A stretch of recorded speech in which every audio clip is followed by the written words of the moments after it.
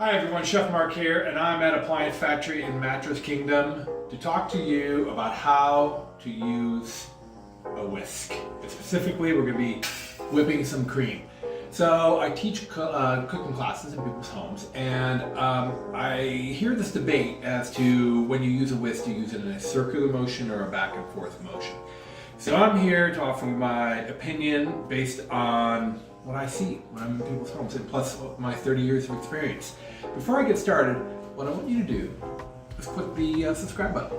Oh wait. Awesome, thanks, appreciate that. All right, let's get to work.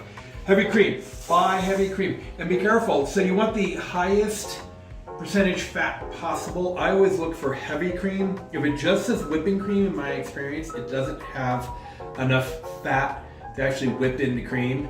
I know, it's silly, but I think that whipping cream isn't good for whipping cream. I think it's heavy cream that you want. I'm just gonna do a small amount here.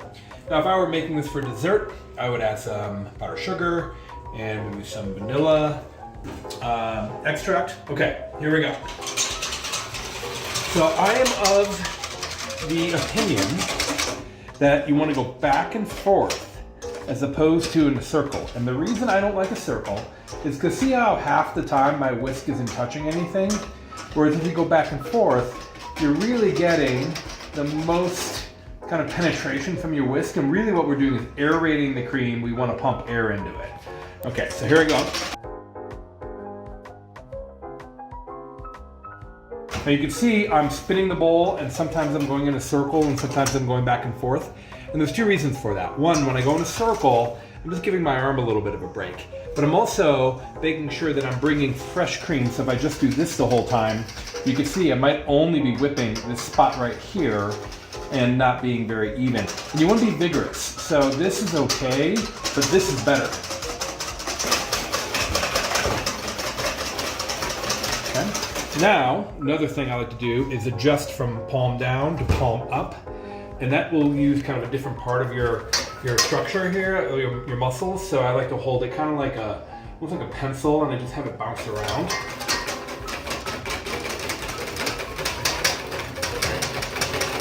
So I'm kind of doing this sweeping motion here, but what I'm really doing is letting the bowl do the work.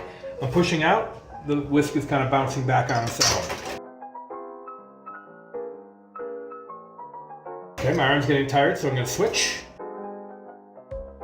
What I'd like to do is back and forth a few times, and then just kind of push and spin.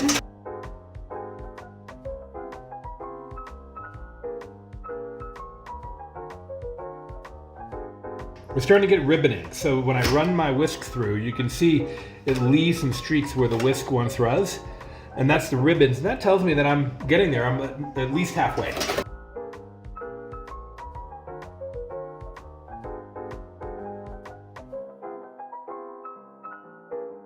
So I'm right-handed, so I'm not as comfortable doing this left hand, but with my right hand, a little bit of a break.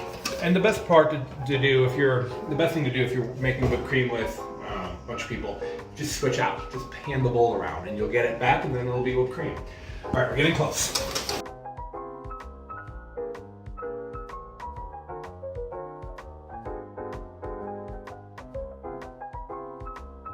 You can see I'm not too concerned with making a mess when I'm making whipped cream.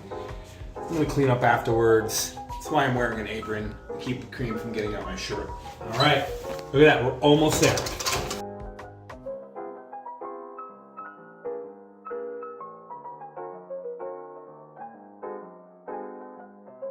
Another thing I can do to reduce this mess that I'm making, it's everywhere, is just to use a larger bowl.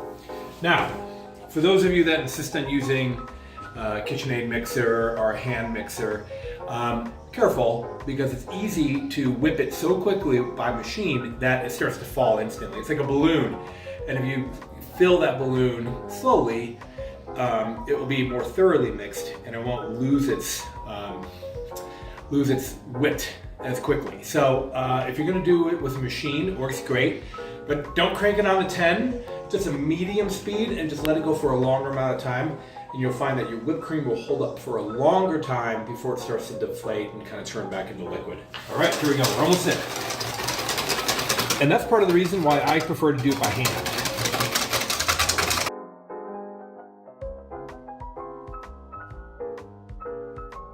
If I'm sweetening this for dessert, I like to use powdered sugar. The powdered sugar it's loftier. It won't weigh things down. And I add that at the beginning. It actually aids in the whipping and it whips a little bit quicker.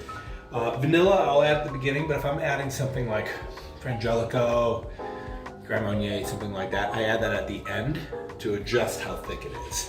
All right.